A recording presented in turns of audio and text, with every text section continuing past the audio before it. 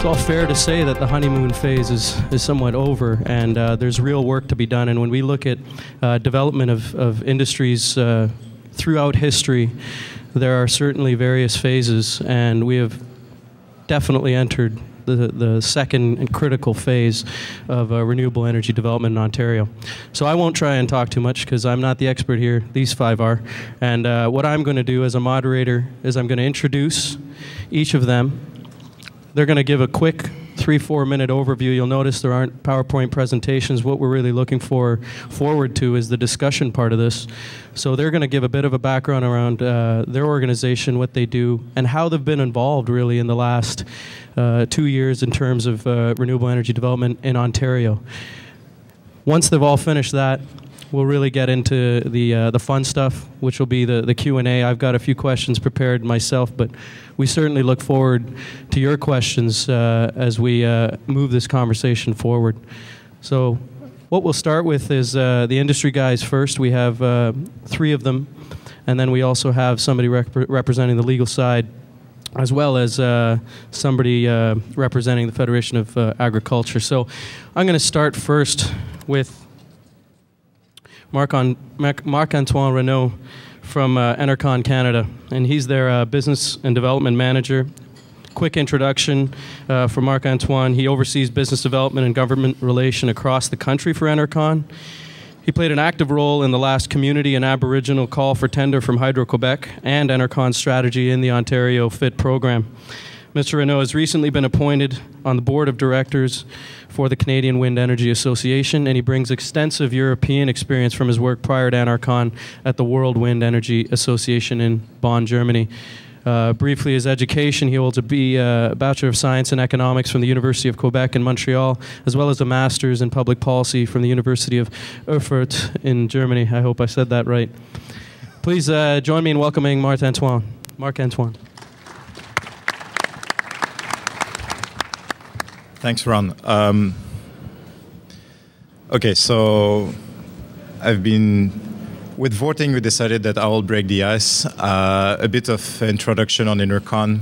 Does it work well? Yeah, good. Enercon is a wind turbine manufacturer that was founded in 1984 in Germany. Just very quick overview on Enercon. Enercon is a market leader in Germany, very strong presence in Europe. We're not new in Canada. Our first turbine was in 2001 in southern Alberta. After that, the first one in Ontario was back in 2007, so times in the RESOP and the SOC program in Ontario. So when the FIT came in Ontario, it was already a well-known market, although the FIT really changed the game so that the attraction or the traction that actually that program brought to the province was amazing. And in terms of, and they asked me to be very, very quick here. So in terms of when we look at pure manufacturing for Enercon is basically the FIT 2 years ago was really there to attract, as I said, to put Ontario on the map. And I can tell that Ontario is on the map in terms of renewable energy and especially on wind. So there has been a lot of attention on that part. Now, the biggest concern for the manufacturing side is how to smoothen the market. So we've been on a very, very big boom, and now what is very important is to manage that we don't have a burst into the manufacturing. So maybe, and this is one just idea, and I know that we'll discuss it more later on the FIT review, is instead of having hundreds of thousands of megawatt very spread on just 1 or 2 years, then to put less megawatt, but to spread them around the year, again, to secure some kind of smooth and stable industrial market.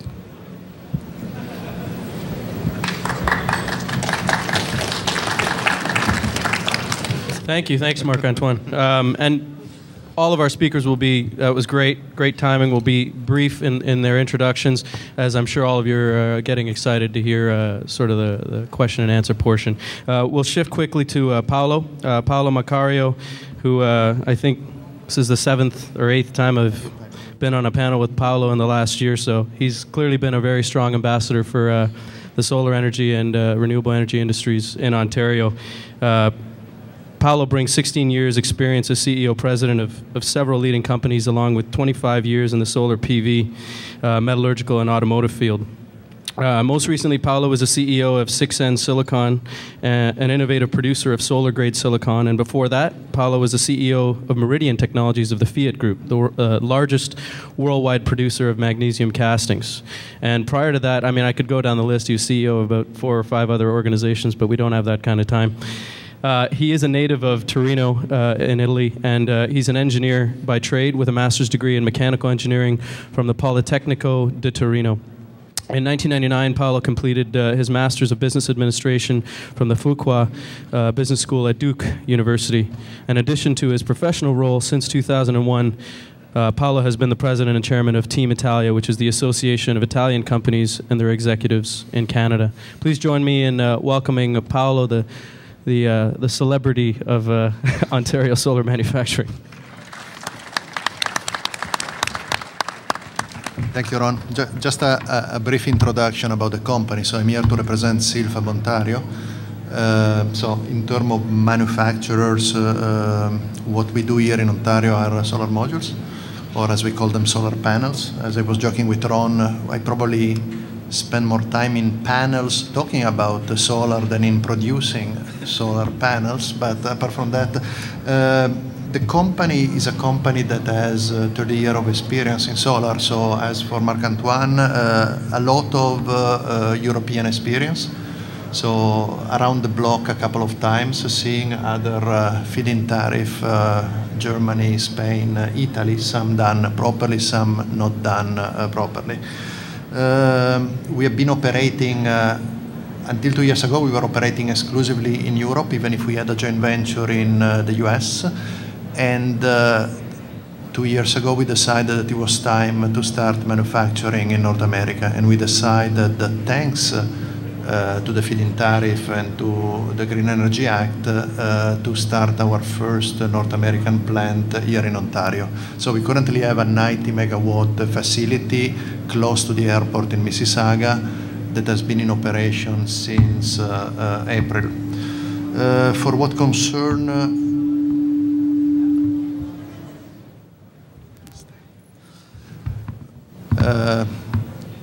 for what concerns me, as appreciate Ron has said a lot of things, there is only one thing that I want to communicate, is that the 3 Ps, I tend to be very passionate, very politically incorrect, and in this particular case, very pessimistic. So I'm get my statement with a grain of salt, otherwise you will be suicidal by the end of the day. Why is that? Because the only reason why I'm here and the only reason why I'm still passionate is because there is a FIT 2.0. While the FIT was successful in attracting, I believe there are 30 manufacturing locations just in the solar industry, and there are $2 billion invested and over 8,000 jobs created based on external reports. The results are that certainly the production of the component, being the module or the solar module, has dropped quite significantly. When FIT was created, the tariff was based on $4.50 per watt. Now the material is being sold at $1.50 per watt. So in terms of getting the industry to do what they had to do, was very successful. But for a lack of a better term, the overall market is still at the starting blocks. So a lot of promises, but very little so far that has been maintained. I leave it at that, and if you're interested, stay for the remaining 85 minutes. Thanks, Paolo. And we did start a little late, so this session may go a little bit over, which I don't think we'll have a problem doing, given the engagement of the folks here. Our next speaker, we're going to go with, actually move it over to Dan. Dan Hoyle. So you heard from a very large manufacturer, you heard from a mid-sized guy in Paolo. So Dan can bring this perspective of some of the smaller guys here. And unfortunately, I don't have your full bio, Dan. He's stood in valiantly, replacing somebody else, which is we're very thankful for that. But I was able to get from Dan before we got on stage that he is the Director of Operations for AS Solar, and he's been doing installs throughout the province for a long time, and he basically joined the company in 2009, about 3 years ago, to basically bring that experience to delivering and training Ontario installation companies. Calls themselves basically procurement specialists. So please join me in welcoming Dan Hoyle. Thank you, Rob. I didn't give my bio because I'm a recovering narcissist. I just wanted to talk about myself for a few minutes and not have Rob do it. Thank you for having us here today. Ian Carliff, Managing Director, AS Solar, couldn't make it. He's looking for business in other countries right now. But still excited about Fit 2.0. So I'll give you a bit of background on AS Solar. AS Solar we moved into Ontario in 2009. We do represent an international wholesale distribution company with a focus on solar PV product. Our specialty is really training, educating installation companies, small electrical contractors, EPC companies, etc., about system design, installation, so forth, and then procure products through various manufacturers for them and take care of warehousing, logistics, services. That's basically the gist of what AS Solar does. So like I said, we've been in Ontario for 2 years now, just over 2 years now, sorry. Have seen widespread success, in my opinion, in the microfit market, which is kind of our niche at this point in time. That's where we've seen a lot of projects executed to date. So we're very excited about that, and we're excited about future projects being installed in the province. So that being said, AS Solar Group, the international company, we're in 9 different countries worldwide. We bring our European experience to the province and beyond. Originally, we were going to focus on the US market, but realized that Ontario had a great opportunity in the feed-in tariff program, so decided to set up shop here. And much to my pleasure, we are actively moving into the US, Mexico as well, and other countries south of the border. So that's all very exciting and couldn't have taken place without us being enabled by the Ontario feed-in tariff program. In terms of the feed-in tariff review, we're very excited that we've moved into this next stage. There is concerns, obviously, from our perspective. I like to think that we represent the smaller companies that are in the installation business, in the solar market specifically. And so in representing the smaller businesses, I know they have a lot of concerns about the capital-intensive nature of the business. So our concerns mostly center around the contract freeze, if you will, that's taken place with issuing new contracts on hold. So that's definitely, from our perspective, one of our major concerns. Other than that, excited to be here, and thank you for having us.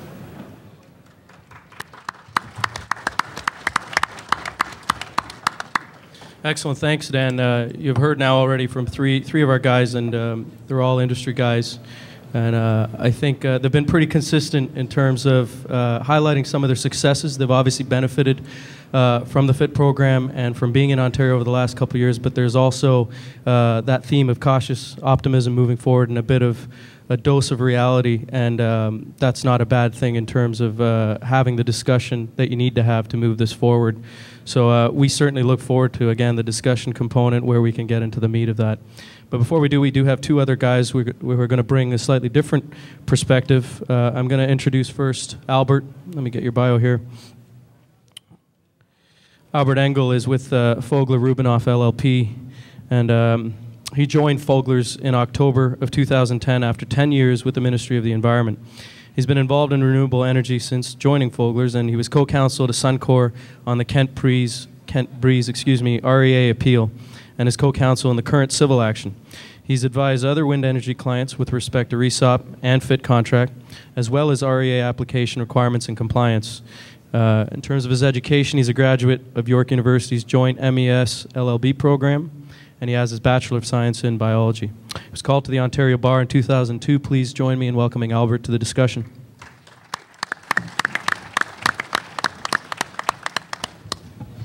Thank you. Fogler-Rubinoff is, we're a full-service corporate firm, and we have an environmental department that was started in 2008, and with the merger with a small environmental boutique, Birchall Northey. Rod Northey was supposed to be here, and I'm taking his place, but I was lead or co-counsel on the Suncor appeal, and have the experience of that, and have some thoughts on future appeals and possibly amendments that would be nice to be made to the EPA to avoid any such appeals. And I look forward to getting into the discussion. Thank you. Excellent. Thanks, Albert.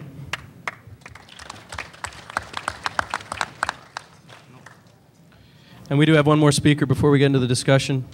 And again, he brings a very unique perspective as well. I'd like to introduce you to Don McCabe, who's the Vice President of the Ontario Federation of Agriculture. Don is a no-till corn, soybean, and wheat farmer from Inwood, Ontario. And Don strives to ensure farmers' views are heard and represented at local international venues to get the best policy for farmers. To achieve this, Don's farm political background includes being a Vice President of the Ontario Federation of Agriculture. The Ontario Federation has been active throughout the development of the Green Energy and Green Economy Act to ensure that the broad interests of opportunities for farmers is met while protecting energy costs and welfare for all. Don is in his third year as president of the Soil Conservation Council of Canada, and in terms of his education, he has studied doctorate-level soil genesis and classification at the University of Guelph in Ontario after he completed his chemistry degree at the University of Western Ontario. Please join me in welcoming Don McCabe to the discussion. Thank you, Mr. Chairman. Note to self, buy a paper shredder for the abstract. First of all, folks, I'm a farmer, and we are kind of unique in the fact that when I take a look at the three panels that are lined up here today by OSEA, we fit in all of them. We're community, we're industrial, we're commercial, and we are investors. And that's because when I look at my own operations, I have numerous people that I'm making interactions with to make my business run. And when it comes to the Green Energy Act, we looked at this as a tremendous opportunity for Ontario farmers, because the Ontario Federation of Agriculture represents 38,000 farmers. If half of them are married, that's, roughly 55,000 opinions. Only 19,000 of those are going to count, but the reality is that boils down to 8 or 9 out of 10 of opinions. So there's two large principles that you guys need to understand clearly when it comes to how the OFA operates on this file. Number one, all of our members are power users. Number two, or further to that point, not all of them will ever be energy producers. So that means that we've got to find a fairness in price, and that's why we welcome the FIT review to move forward, moving and reviewing where we're at on the price issue. Second point, we will never endorse a given technology because our members may have a great wind profile, could be good at solar, and I'll come back to that point, might have an opportunity to have access to a great amount of livestock manure to run a biogas operation, or be looking at biomass. The point that you all need to understand is I have nothing in the form of waste. I only have underutilized, underpriced opportunity. Do not come to me thinking I'm going to give you something. I'm in business. So, next issue. The only reason the solar industry looks good right now out there is because the wind industry is making you look good. They screwed up worse. And that comes to the issue of land leases. And your companies are not doing it directly, but you've hired somebody else who you need to go and have a good chat with a chunk of oak, because they didn't get the damn memo. Don't come to me and say that my neighbor next door signed, so I should sign. Oldest trick in the book, and it ain't frickin' working. And now you're going to live through the mess that's been created over the last 2 years. So using a bit of a farmer analogy, we've been through a 2-year period of a Green Energy Act. Last time I checked, that's about the gestation period of a baby elephant. It's here. Let's avoid the terrible twos. Let's move forward with proactivity and proper action and learn from the last lessons. I'll offer up a few more analogies as we go through on the issues of what we're going to be able to achieve here. But right now, the farm community sent a very strong signal. We woke up to it on October 7th. You got a blue man face with pimples out there. And that means that we have a tremendous opportunity now to work with Queen's Park to get right policy in place and resolve a bunch of issues. Because at the end of the day, government only runs on process. It doesn't give a damn about outcome. I get paid on outcome. That's how you got fed today. I rest my case.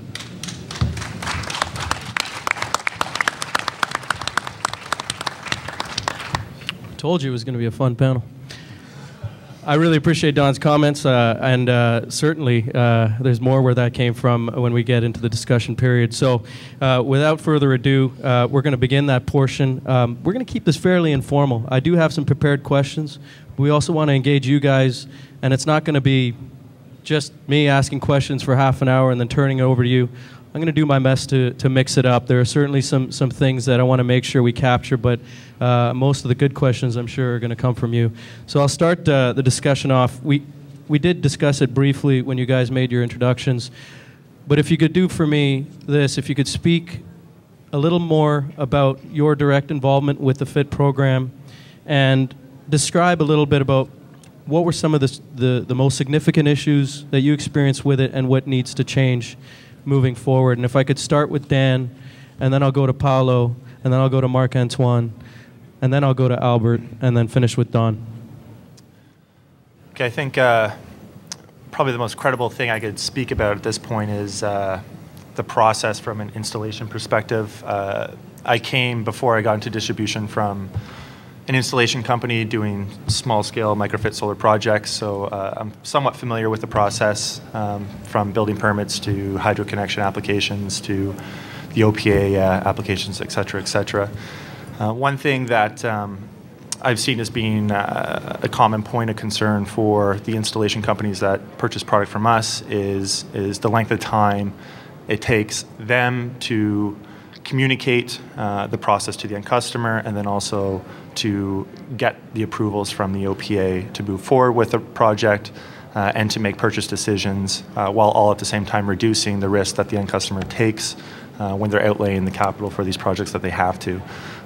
So in looking at the FIT process review, one thing that I do know we would like to see is a more streamlined, even though it's better than what it was, we think we can get it better, get a more streamlined process for pushing through these small projects, which we think are a valuable part of this program. Again, from my perspective, I got into this because I believe very strongly in distributed generation and the ability of ratepayers to participate in the program. And certainly from a small installation company perspective, that part of the program is very key to us. So let's make it as easy as possible to participate. Great, thanks, Dan. Paolo? Yeah, well, let's start at the company level. Sorry, just one sec. Can you guys hear the panelists? Yeah, can I ask the panelists all when you're speaking, just make sure the mic's right in front of you. Thanks. Let's say, at the company level, I would say that Silfab has been working a lot since the beginning when we came on board 1 year ago, 1 year and a half ago. We have been working both with communities like First Nations to develop large installation, as well as community of farmers like AgriSolar, as an example, one of our customers. We have been bringing here not just the product itself, but also some ideas on how an EPC, how a structure could be built in a way that avoids the error that have been happening in other jurisdictions at the very beginning of their life. At the personal level, FIT has been taking a lot of my personal time, but mainly to discuss how it could be done better, either as part of the Ontario Manufacturing Council, where I represent solar, but very often in trying to defend it and to try to shape what the FIT 2.0 would look like. So right now with the Canadian Solar Association, we are part of the consultation process. We have seen what has been a problem for pretty much all the categories, from the small installations that are constrained by pretty much Hydro One not allowing the connection, to the larger installation that are constrained by the fact that the permitting process takes anywhere between, at best, 18 months and at worst, forever. So has been very, very demanding, not just to defend the program itself, to defend it from a potential outcome of the election, and to have to justify, if you want, clean tech in a very politically charged environment. But we have been there and will continue to do our duties. As I mentioned before, I'm still passionate because I believe that we are just scratching the surface. Somebody defined what has happened so far as a boom, and I believe how to keep it steady. The reality is that so far I believe there have been 73 megawatt of solar installed in 2 years. So certainly it's better than a kick in the ass and than zero. But if you consider that there are approximately 800 megawatt of capacity in the province, and in 18 months 73 have been installed, you realize that something has to give. Either the industry downsized by 90%, or something more is connected to the grid. Thanks, Paula. And we'll talk, I think, a little bit more about that's going to come up a little more. We'll talk about demand and how do we deal with the issue of demand. But I'll go over to Marc-Antoine now for your thoughts. As far as Enercon is concerned, we've been involved since day one on the FIT 1.0, if we can say that. And when we were meeting for the first time, the government officials, one word they had to say, well, we want to repeat the success story of Germany. Germany is heavily industrialized. They rely a lot on coal and nuclear, and then it's just such a similar match, and we can make a case that Ontario is the Germany of Canada. That's basically was the pitch, which is great. I totally agree with it. And Enercon, as a German company, will say, well, we can give you a lot of feedbacks on it. And to come back a bit on what Don said in the introduction, and I think it's very important. It's the FIT has been tremendous in attracting large investment. So we've seen very large developer, very large projects being set up in the province. But talking about Germany, if you want to repeat the German, the last number that I received from Germany, out of the 53,000 megawatt of installed capacity in renewable energy, 40% of it is owned by private person. 11% of it is owned by farmers. When you go to utilities company, the 4 major utilities, it's only 6%. So in that sense, and I think that's the right place here to talk about it, is if we want to copy the German model, then we need to review, and you need to really see a way that we can have more community-owned, First Nation-owned, cooperative, farmers, individual. In the solar side, it worked pretty well. The wind, true, is much more capital intensive, and also there's like more risk attached to it. You need to wait longer, you need to do wind research and put your mainmast and so on. But it works well elsewhere in Europe. And I think that if Ontario wants to be a mature place for renewable energy and have a very sustainable market, and also on the industry side, this is something that needs to be promoted. Both are necessary. We need both the large project and also the small one. But especially on the smaller project, this one little turbine that is owned by the community basically gives the license, the social license, to build the big wind farm that is next door. And this is something that is very important to consider. And so far, the government has been very receptive for large industry, and I understand it was the economic downturn and want to attract investment. But now I think it's time also to consolidate around the The first to be concerned is those who have their turbine sitting in their backyard. Excellent. Thanks for those comments. And it's interesting, Paulo and I were talking just briefly before this this panel, and we were talking about the German model, and you would know this a lot better than myself. But just as an observation, it's interesting how the industry there was, allowed to grow a lot more organically, from the standpoint that there were low volumes in terms of what the demand was, and here it was far more dramatic. It was like Kennedy saying, "We're going to go to the moon." Ontario is going to be the center for renewable energy in North America, and that threw it, immediately into the political realm of discussion, and it's there before the industry really had time to define itself. So it's not necessarily something we can control, but it's something that we have to be aware of. Anyway, we'll go over to Albert for your thoughts and comments. Well, thank you. So the question is what, in my experience, could be done to make it better, and I think there's great, I would think, uncertainty right now as to whether a project will, at the end of the day,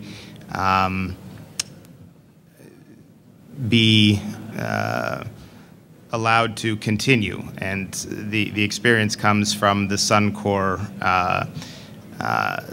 experience, which was an 8-turbine, 20-megawatt facility.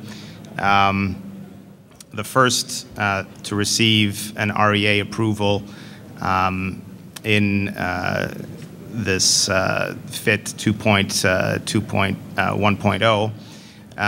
And so it went through the extensive REA application process and all that entails, all the reports, and then it was appealed by persons who were not part of the process that the consultation and the application, they weren't involved in that process. So at the end of the day, the appeal went ahead, and Suncor was successful. The appellants were not, but there's still that uncertainty out there because the Act still allows anyone in the province of Ontario to appeal an approval that has been issued in any other part of the province. So, and I know that during the debates prior to the Green Energy Act coming into force, there was suggestions that the appeal process be made more similar to the Environmental Bill of Rights leave to appeal. But as we all know, the government chose not to go that direction and left it open for anyone to appeal. And perhaps that's something that should be reviewed to better match up the consultation requirements with the appeal rights that are right now in the process. Thanks for your comments, Albert. It's sure. It is interesting to hear each of you kind of speak about various aspects of the approval process and where there have been bottlenecks, whether it's with the permits, whether it's with the approvals, whether it's with the appeals. I'll turn it over to Don. What are your thoughts, Don?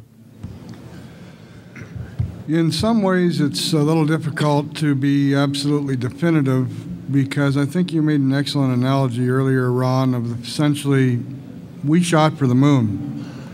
Problem is, we made the moon, blew a hole in the Swiss cheese, and we're on to Mars. And the issue is that where I look for changes is for a renewable facilitation office to actually become an office. I'm still dealing with silos, and I'm a farmer. I put things in silos to rot. And then I come back and feed it later when I think it's the right caliber. I'll leave that analogy alone. So what do I expect to see to change under the FIT process? Yes, I expect to see solar and wind come down in price because the technology's changed. We will be putting forth cases to look at the issue around biomass, but the issue for biomass is, again, where you need to extract every other piece of value out of that stuff first before I turn it into electrons and entropy. Because once I've made hydro and heat, I've lost all other value. Because I can sit here today and tell you that I'm a cash crop farmer, I'm a corn, soybean, wheat farmer, I used to raise beef, I used to raise hogs. Could have been in pineapples if I was in Hawaii. But I'm actually a manager of carbon and nitrogen cycles with the interception of the water cycle to produce starch, oil, fuel, fiber, energy, provide animal habitat, improve air quality, improve soil quality, improve water quality. I just got to get paid for something. And therefore, Paulo, I love you, dude, but keep your damn solar panels off my land. Because I've only got 13% of it in this province of Ontario. 87% still belongs to the Queen. There's a whole bunch of Class 7 stuff up there that is rock. It's there strictly to keep the sunlight out of hell and be a perfect spot for your solar panels. Because my solar panels are called plants. And I need further recognition then of these initiatives moving forward, that we put the strength to it. Because we have tremendous more technologies we can bring to bear here, folks. There's two places that come to mind. They're called California and Texas. They have wind farms. They have this strange phenomena down there of hooking batteries to them so that they can store the power. What's really strange is those batteries are made in Ontario, and they're not used in Ontario. Hello, let's continue the process here. Because as a farmer, we can knit these technologies together. We know how to do it. We will work with the landscape to do it. We will find partners to do it, and we will bring on developers and everybody else. But the process is not clear enough yet. The queue is backing up tremendously here, and nobody's willing to acknowledge that because, again, they're stuck on process and not outcome.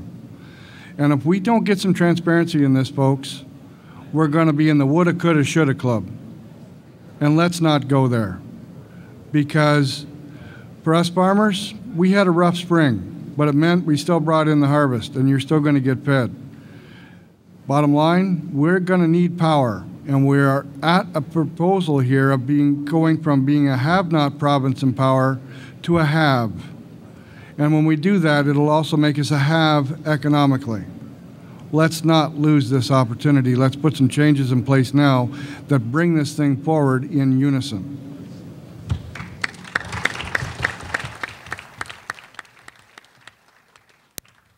Thanks for your comments, Don, and some really interesting comments that you made. I just got to clarify, I didn't bring boxing gloves this time, so we'll keep the discussion mostly friendly. But I will say that some of the things you talked about were actually feed into my next question. You alluded to the idea of exporting, and I think that's a really important point. When you talk about the ideal model moving forward for government support, what does that look like? What should, is it domestic content? Is it criteria-based system? Can I get the panel's thoughts on what the government can do to help ensure that there is certainty moving forward and sustainability, if you were to provide a recommendation? And we'll start here and just go down the line. Well, I can't really say that's my field of expertise. I can't export Ontario domestic content compliant product because it costs too much money and no one's going to buy it in the US. So that's pretty much my stance on that at this point in time. Thanks, Don. I'm going to come back to the fact that, again, as a farmer, I'm going to pick on one of my commodities, and it's called corn. When I grow corn, folks, you see those long stalks standing out in the field, and you're going to see people out there harvesting them right now by essentially pulling them down, and we only take the ear off it that's got all those kernels on it. And we put it through a machine, and we only take those kernels off because that's the only portion that needs to go into the industry right now. What you don't see is all that roots that are underneath in that soil that we're holding that thing up. What you don't see is that corn stalk is now feed and fodder for a whole other world of earthworms, biota, and bacteria. What you don't see is that corn cob having birthdays on my farm because the soil doesn't want it or it would have ate it in 1 year. What's my point in raising this particular example? It's the example of how moving forward to look at rules and opportunities to make sure we maximize at every turn what we get out of this thing called energy. So to come back to that corn example, we are now producing roughly about 5 times more corn than we did in 1930 in this province on 13% less land, because you guys keep wanting to build houses on the good stuff.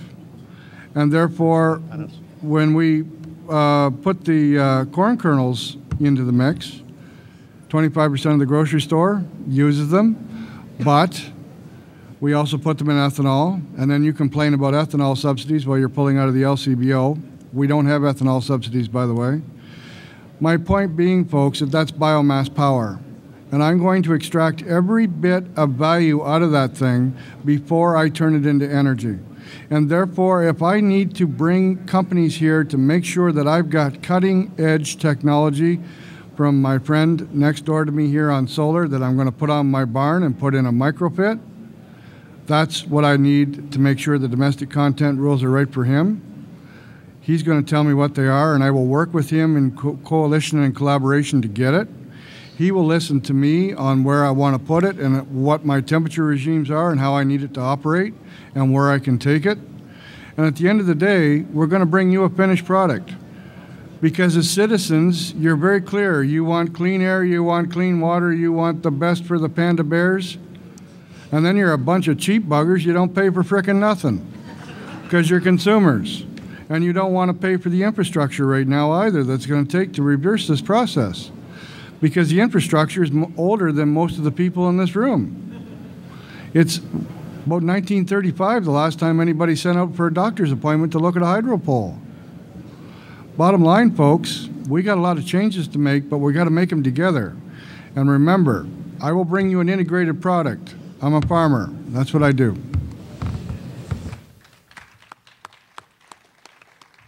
Thank you for those comments, Don. Paulo. Thanks. We happen to have a wonderful product for you for greenhouses, by the way. Well, let's go back to, I believe what is important to recognize is there were multiple reasons for the Green Energy Act.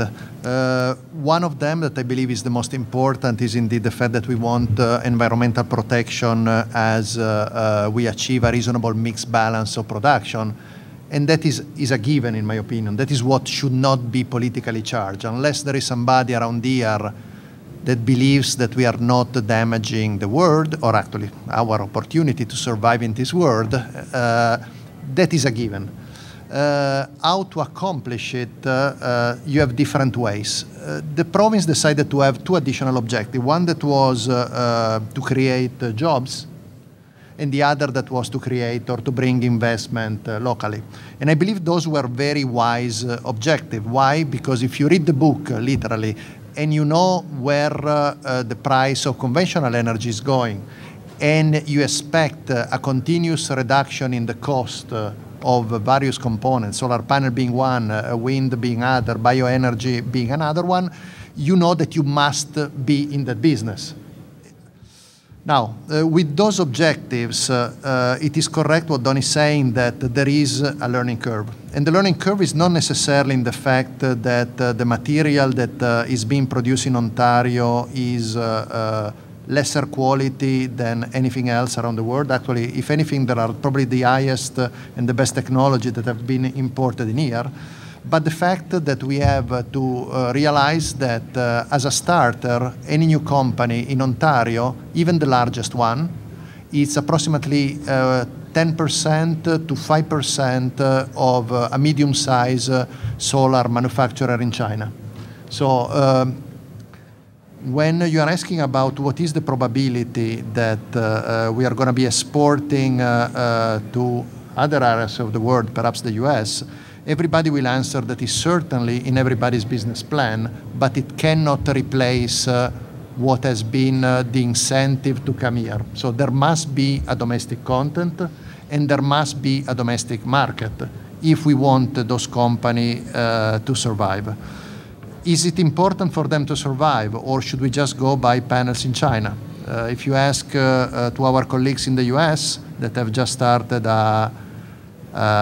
an anti-dumping case against Chinese manufacturer, And as they have started to close shop, you would say that yes, it's extremely important to have a domestic content and it's extremely important to be producing locally. Do I expect that Ontario will be producing solar modules 10 years from now? I would say probably not. But do I expect that 10 years from now in Ontario there will be manufacturing of machines that produce solar modules that are equal or better than the machine that now Germany is exporting all over the world? I would say absolutely yes.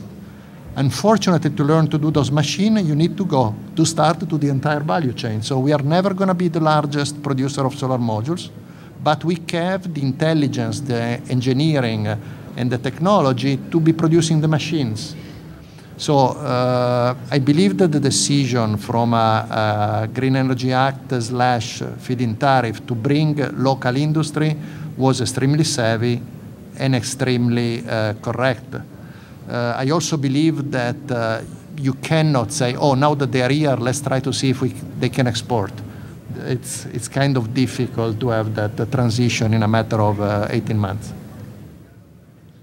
Great, and I guess what you're saying is we stand to benefit by developing our intellectual capital and not necessarily competing on the size and the volume, the scale that you referred to. Our advantage is going to be in moving up the value chain, and if we are able to do that, there might be an opportunity to export some of that knowledge. Okay. Yeah, it's exactly what is happening in Germany. There are very few panels that are being produced from Germany to the rest of Europe. A lot of panels are coming from China, but I believe that every machine used in China to produce those panels or those cells is coming from Germany. Excellent. Albert. Thank you. I believe the question was what's necessary to remove the uncertainty for the manufacturing sector, and I'm not an expert on that either, but I can suggest that if there is less uncertainty in the actual at the end of the road for a wind project to be built, then there would be that would be better for manufacturing at the front end. So I'm just going to echo my earlier comments that the government should link the consultation process that's required in the REA application with the appeal rights, and also link the FIT contract with the REA issuance better. Currently, the FIT contract allows for 3-year commercial operation date, and given how many REAs have been issued, I'm not sure that that's really realistic, and relying on force majeure to extend the contract COD date because you haven't been issued your REA in a timely manner isn't the greatest thing. So tying those two together would remove some of the uncertainty. Those are my comments on that. Thank you. Great, thanks, Albert, and I appreciate those comments because the question was broader. It's not necessarily just based on how to create certainty around the manufacturing sector. I think one thing that you alluded to is not just the structure of FIT moving forward, but it's the process. There are issues that you've raised around the consultations and the appeals. There are issues that others of you on the panel have raised around the process. So it's not just a matter of defining what the ideal structure should be, but then once that structure has been defined, where are the gaps in the communication, where are the gaps in the process, and that really needs to be tightened up if I'm understanding you guys correctly. Go on to Marc-Antoine. Okay, I'll go back on the manufacturing topic. Something I didn't mention in the introduction is that Enercon already has manufacturing in Eastern Canada, the Gaspésie area in the province of Quebec, And we also announced a couple of weeks ago at the Canwea event that was taking place in Vancouver that we will open also a factory in the Niagara region for control panels and also power converters. So which will be basically, after Siemens, Enercon will become the second OEM to set up shop in Ontario. And part of the decision was, sure, the domestic content was a big driver in choosing what we will manufacture in Ontario. However, what is very different between solar and wind, and I'm sure you guys heard that millions of times, is that for solar, whereas it's very easy to stack solar panels in a container from China and then send it over to North America, you can do the same with blades, generator, or steel towers. Those are bulky, heavy piece of equipment. And then the message here is that from the manufacturing point of view for wind is that naturally wind, when it comes to a stable, long-lasting market, wind tend to put on its own the manufacturing. This is what happened in Germany. This is what happened in Spain, in the US. US and Germany are both very, very strong manufacturing base. They don't have any type of domestic content. True, it's good to sparkle, to put a spark and then to initiate faster than it should have come, maybe. But now what is very important on the next year is to keep those manufactured, that they don't become basically manufacture shops on wheels, that basically when projects are gone and then, well, we close everything and we go. This is something that in terms of Enercon, we always been very fidel to all the markets. We've been in the big upside down in Brazil, the same in Portugal, India, and in other markets. We also have manufacturing in Turkey and Sweden. The last thing we want is that Ontario also becomes this roller coaster.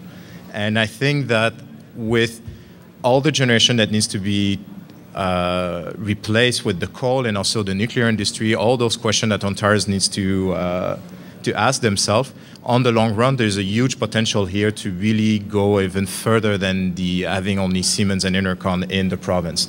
Either it's Siemens and Enercon who goes further, or it's other people who come and set up shop. But for that, I would rather go for stable, maybe more modest market instead of shooting it to the moon, as you said, but to spread it over the year so then it becomes clear that on a manufacturing point of view, this is some place that you will have your people working for many years from now, and you don't have to worry that there's too much fluctuation. Great, thanks for that. I'm actually, before we move on to the next question, I'm going to ask Paolo to make a few comments because just because he offered a slightly different perspective from the manufacturing standpoint. And Marc-Antoine, you talked about sort of managing the demand so it's more stable, it's more predictable, and it's more manageable. And yet, one of the biggest issues we have is because we shot for the moon, we have a lot of companies that came here, that started here, and now the question is there enough demand? So I'm going to ask Paolo to speak a little bit about what's your opinion on the demand management side, or the demand expectation side of things in order to make this sustainable down the road. Well, from a demand point of view, I mentioned before there have been very little installation, but the demand has been huge. And again, you need to ask yourself how much of the demand is coming from speculators, how much is coming from a natural and more perhaps consistent community-based requirement for distributed energy. The reason why there have been very large and very numerous application and contracts for large fit contracts in solar again is probably in part because there was that possibility of achieving perhaps unusual returns on the investment. So there have been certainly the creation even of companies to produce, in this particular case I'm still referring to solar modules, that didn't have necessarily any business to be in the industry, but that would allow to ramp up this production and to be able perhaps to disappear in a matter of 2 years after this boom was completed. So certainly a fairly less than organic, as you said, type of growth. Having said that, where we are right now, it's 70 megawatt installed. For next year, something that would go a long way to create more certainty in the market would be to state what the government would have installed. When the Green Energy Act started, there were any analyst more or less were evaluating 500 to 600 megawatt per year for the foreseeable future. When I believe it was November last year, the long-term planning was illustrated by the government. It became very clear that the target for 2030 was, again, for solar, 3 gigawatt in total, so much less than what was expected. For a whoppy 1.5% of generation coming from solar. When you look at the current forecast, you ask yourself, is that even too much? Because you don't see much desire from any of the, let's say, of the governmental authority or various companies that are evaluating the market to go beyond perhaps the 300 megawatt a year.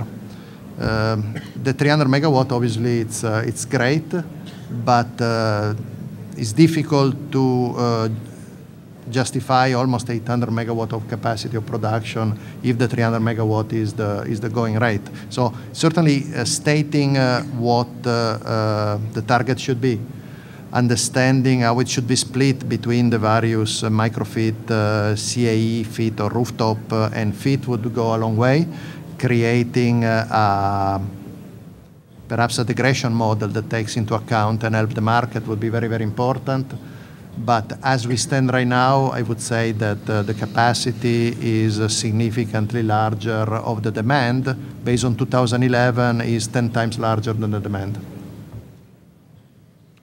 And that's a really interesting point. I mean, I think that's why I bounced it back to you. Is this is going to be certainly something that Ontario really has to balance? And you add to that, there's international pressures around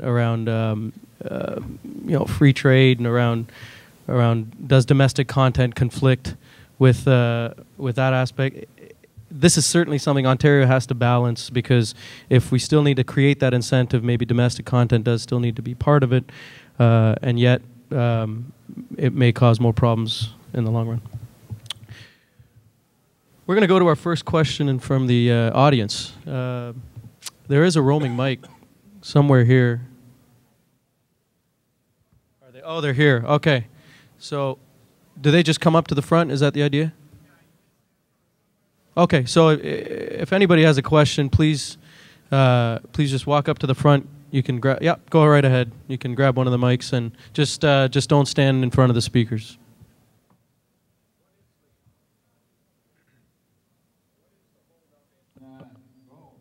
There you go.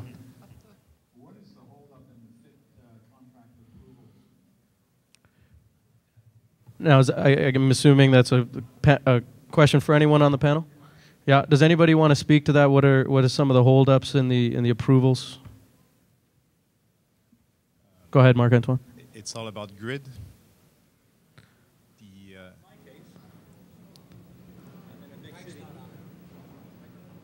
Sorry. Okay. Not in your case, it's not grid. So just to make sure, the question is why there's no more FIT contracts being released. And in your case, there is grid capacity and they don't give you contract.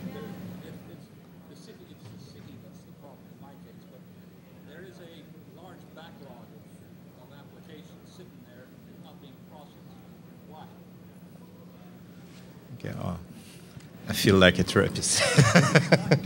No, but the question is basically why there's a big backlog of project and application, and there's some administration or bureaucracy that slows down the process. And that's true that I think, based on our experience, the Ontario government has been overwhelmed by the number of applications, and it even set a case when I was talking to people in British Columbia or Nova Scotia, and they were thinking of doing a feed-in tariff. They were all saying the same thing. We don't want to repeat the Ontario case. We don't want to receive thousands and thousands of applications. We're not ready for that. our public servants are not ready for it.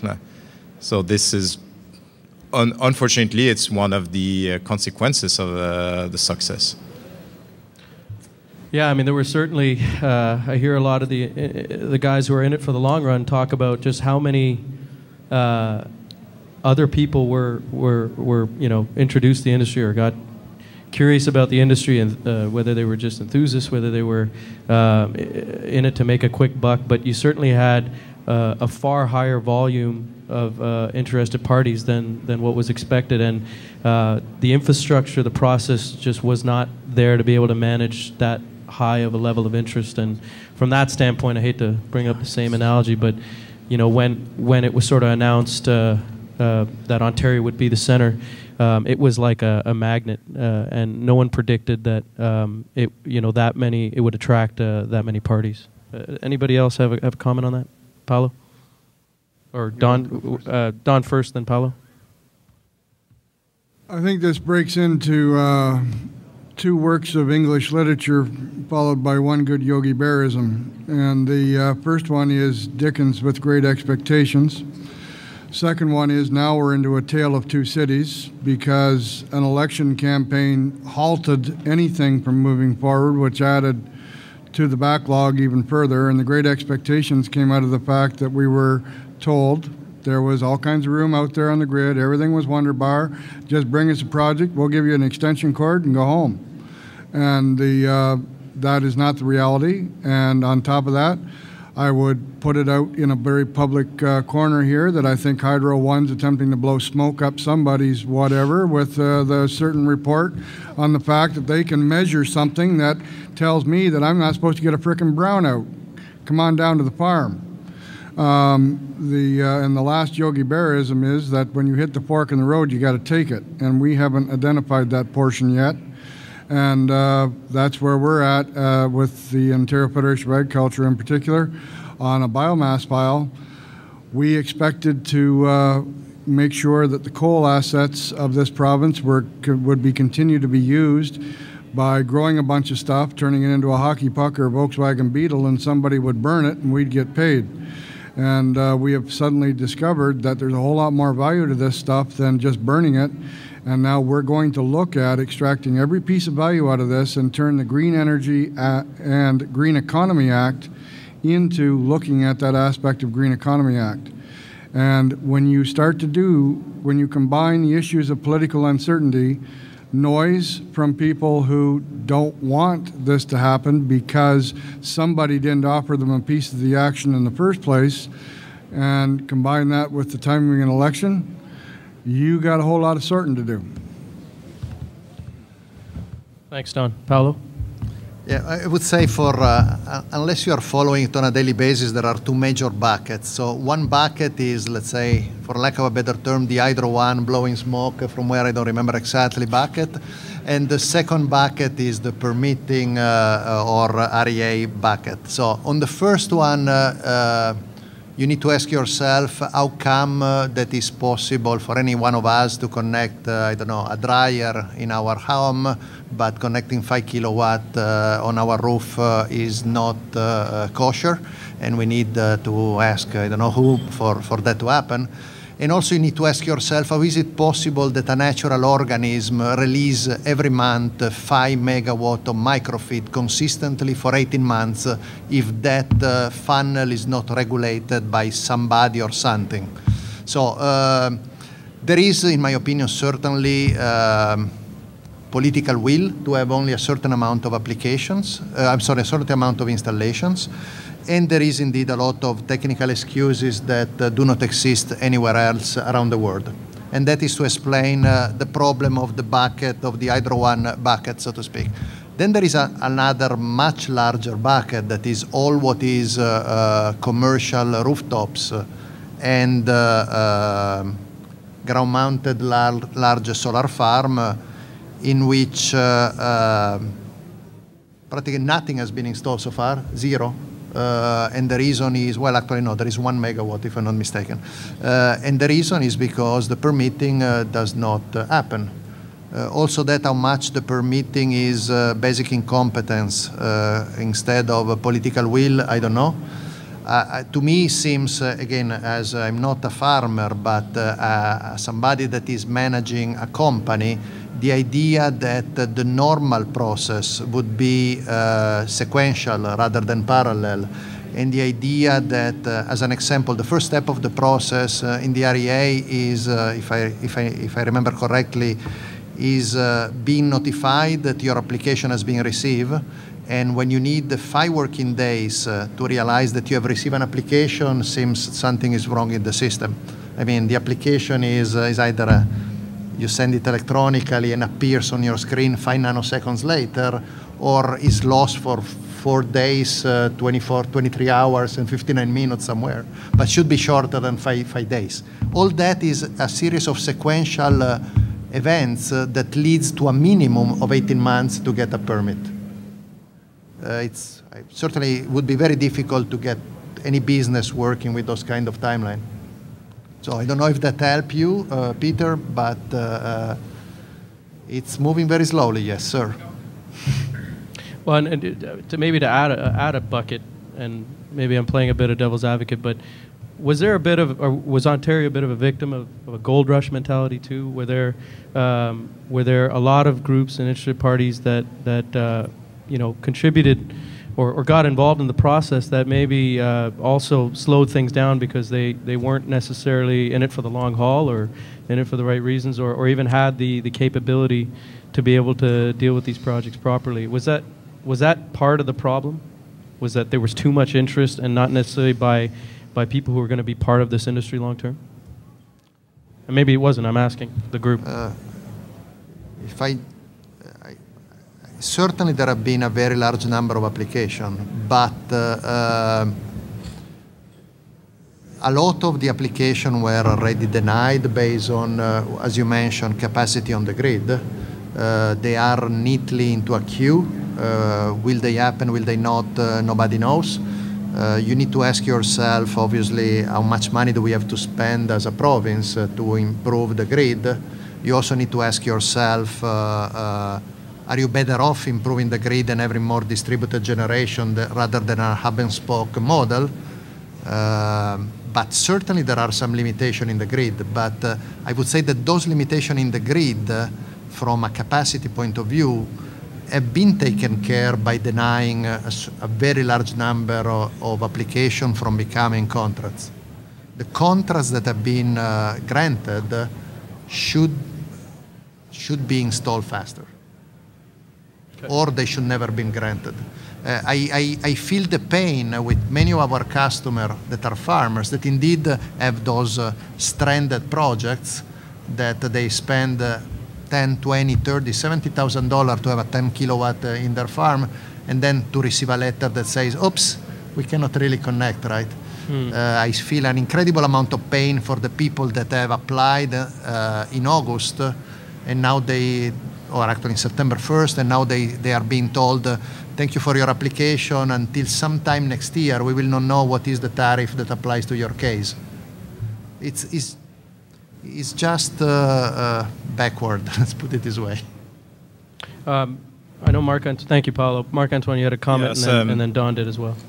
Something that really contributed to this gold rush in Ontario is that when you look at the US, I'm talking for the wind energy market, is the market in the US went down from 10 gigawatts to 5 gigawatts within only a year, so from 2009 to 2010, and it's exactly at that time that the FIT contract went out, and the FIT program. So for most of European larger developers that are active in the US, and then you see this drastic decline, and then Ontario comes with, hey guys, here you have 13.5 cents, and I'm just about to release not a couple of hundreds, but thousands. Actually, it was almost 4,000 of wind megawatts of contracts that were released in less than 2 years.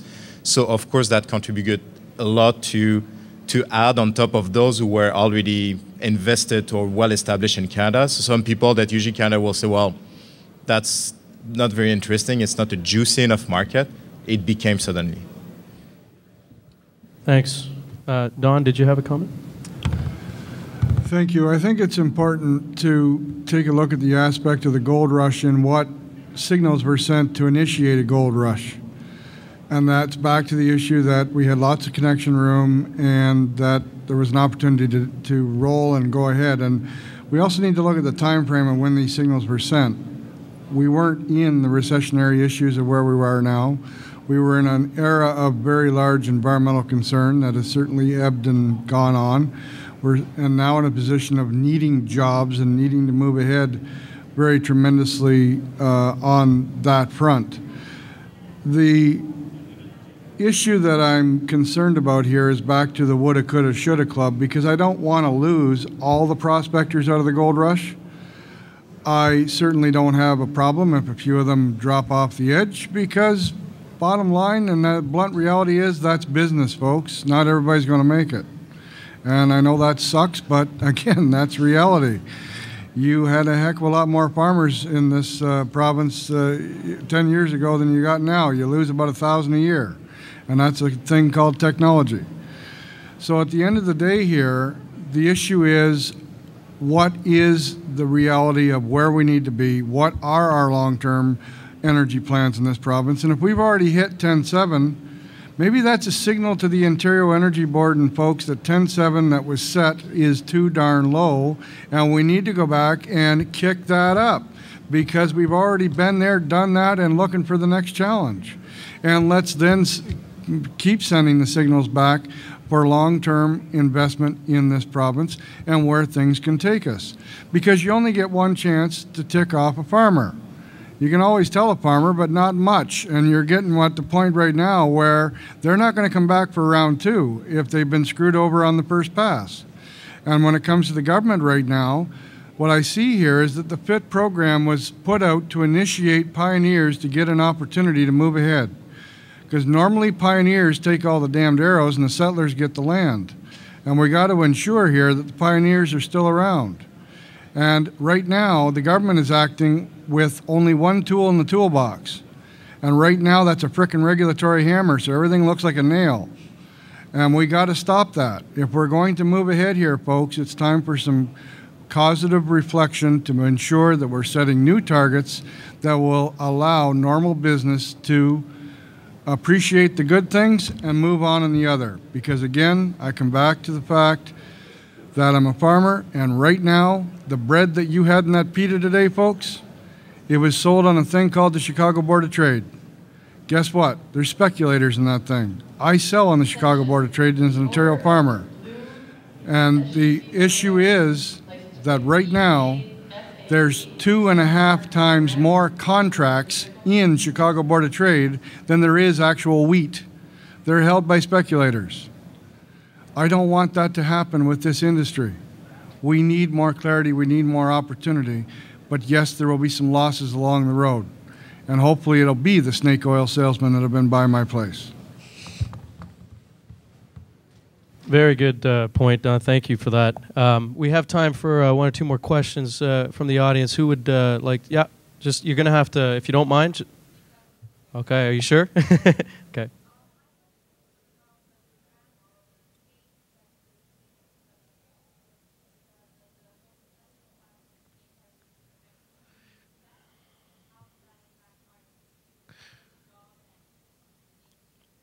So the question was about the international pressures. Anybody like to take a crack at that? Okay. There are many dangers out there. The WTO case is one of many, but it's certainly not what is keeping me awake at night. We are doing enough damage of our own without without the others. It is certainly, the expectation is that sometimes in June or July there would be some kind of result from that challenge. I'm not a lawyer. I hope that the Ontario government had the right lawyers, and I believe they did. The challenge obviously would be at the, from what I understand, at the federal level rather than at the Ontario level. So it will become potentially, when it goes through the entire process of IOP, if there is a negative finding and there is some kind of back and forth, it may take a while, but eventually will become an horse trading between Mr. Harper and somebody in Japan, I guess. So I don't know. I guess the industry will be decided by softwood lumber or something else, not by the merit of green energy in Ontario. But no, it's not. To me, it's not a major concern at this moment. It's the same. It's for a manufacturer, the fact that there is a case in front of WTO doesn't really change your business plan. It's more the market will decide. If the market is good enough and there's a WTO, we all know that it's very, very slow process. There is also another, there's the CETA, the Canadian-European Trade Agreement that is undergoing. The thing is that at the end of the day, the energy policy is under provincial jurisdiction, and those kind of negotiations are at the federal stage. And then so you have a country that tells another country, please fix your thing, and then the answer is, well, I don't have any power into that. And then Ottawa needs to tell Queen's Park, well, fix that, and I don't want. So you see that how it goes. And most likely what will happen, and again, crystal ball is, and I've been talking with some people who are at negotiation tables, it's not the first time that Ontario, Quebec, or Ottawa is using that kind of domestic content. It's basically, let's stretch the elastic as much as we can, and then when we know that it's going to break, then release it. And I don't think that usually what happens that it's not retroactive for the existing contracts. So all the existing contract will have the domestic content issued in it, so that won't change anything on the existing manufacturing. What can hurt is on the long run, if it comes from every side. So now it's Japan, US and European are supporting, but they did not officially complain. So if it goes to a much higher level, and then it starts to hurt, let's say, the car industry in Ontario or something else, then maybe that's something that can hurt the long-term future of the Green Energy Act. But for now, it stays as it is. It's bureaucrats against bureaucrats. As of today, in 2011, it's maybe the 4th or the 5th time that they're buying wind turbines. And the first one they bought 15, 20 years ago was 50, 60 kilowatt machines, something they could put on the mortgage on their house or on the equipment. So that was pretty easy. And then they were building their track record, and the next one was a 200, the next one a 800, and now they buying 2 megawatt machine, and there's even cooperative in Germany that is buying now 7.5 megawatt machines. Those are monsters, and this is something that it goes to the bank, have a track record, and it's easy. We're asking here individual and farmers to go straight to the big machine without having track records. So I think that what is important, and I've been a big critic when the Green Energy Act started, because I was saying, well, look, it's great success in solar for community home, but not so much in wind. And I think what we can see now is that basically when you compare the case of solar and wind, then the solar is much more accessible because in terms of capital, it's less expensive. You can put it on your roof. It comes with an OEM guarantee that is for 20, 25 years. So it's a bit less risky.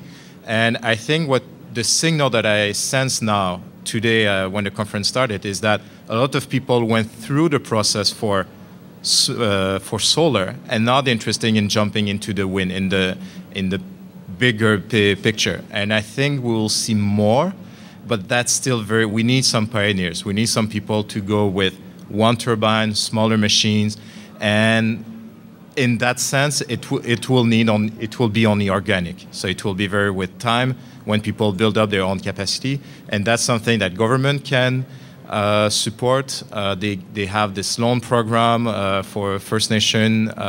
They could have something similar for community power, cooperative, or farmers. Those are things that needs to be thought in the FIT review. Great, thanks. Don, you had a quick point. I'll get to you in a second. Yeah, I just need to offer up one small correction. Money doesn't scare farmers. If we did, we wouldn't be farming. We would have realized we're not making any a long time ago.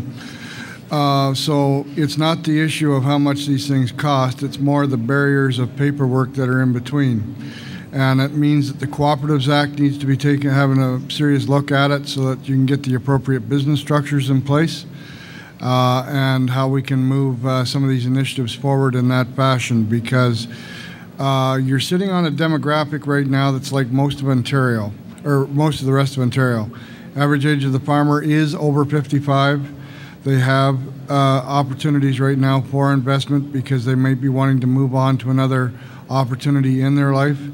We need to exercise some better leverage here of putting the models in place to make that happen. Money's not the issue, especially at today's interest rates. Thank you, Don. I do apologize. I can't take any more questions at this time because we're run over, and I do have to get to the final portion of the program. Before we adjourn, I really want to just ask you guys for a final statement, very brief, 10 to 15 words. We've talked a lot about the various issues with FIT so far and where it needs to go. We talked about process. We've talked about demand for the province, talked about price, talked about what the FIT structure should be, domestic content, yes, no. We talked about connectivity and whether that's still an issue. And there's a lot of stakeholders engaged here. There's the government, there's the OPA, there's our developers, our manufacturers, residents. If you were to take a big step back from your individual roles within your organizations and look at how do we evolve this thing properly, what would be your advice today on how can Ontario make sure we get through the terrible twos, as Don put it? Start here with Dan. In 15 words? I would say, my hope from a 10,000-foot view is we can collaborate, keep the transparency, fairness, and accessibility of the program at the forefront while reducing the risk to the manufacturers and the pioneers that are coming into the province. And stay optimistic that we can maintain the perception that Ontario is a center of excellence as we build it as a center of excellence. And that's pretty much it for me. Great, thanks, Dan. Don. We have slid into the abyss of having perfection being the enemy of the good. Let's get over it. Let's get on with it, because perception is reality. It's my job to organize the spontaneity I require to get the perception I need to get the reality I want. I'm in politics of farm organizations. That's the way it works. So let's get this other history behind us of elections, and come see me. I got things to do with you, and that includes my friend here with solar panels, because I got barn roofs. Excellent. Thanks, Don. Paolo. Just again, I would like some consistency between the vision and the practice. So state what you want. Hopefully it's not going to be 3 gigawatt by 2030, but 5 gigawatt or 20 gigawatt for all the renewable. Just announce what it is. Get down to a pricing structure that is more reasonable, and indeed that will get rid of the let's say the companies that are not capable of doing their business, and keep it simple. Excellent. Albert. I'd say remove the uncertainty that comes with the appeal regime right now, and amend that to require opponents to at least seek and obtain leave to appeal before initiating what can be a very long and costly hearing after all the work you've done to get all the approvals that you need. Thank you, Albert. And Marc-Antoine. Cap us off. I'll put back my manufacturer hat. It's to keep and to increase the actual industrial cluster, which is really at its infant stage in Ontario. I think in the FIT review, it's not only on the contract, well, everything that said is crucial, but also the Ministry of Energy needs to come with a reviewed long-term energy plan where it is clearly stated how many megawatts and how many years, where are we going with that, to lay down the foundation of a very stable and a sustainable market for the years to come. Excellent. Great recap. I really want to, on behalf of everybody here, thank you guys, the panelists. We have Dan Hoyle, Don McCabe, Paolo Macario, Albert Engels, and Marc-Antoine Renaud. I don't think I screwed up. I hope I didn't. Please join me in thanking them for their words of wisdom today. And just a couple of quick things. Thanks again to OSEA for putting this on, and for you panelists. OSEA has organized a gift from Applewood Farm Winery for your participation. I guess this is mine. So please don't forget to pick it up. And enjoy the rest of the conference, everybody. And we'll see you hopefully at the reception tonight.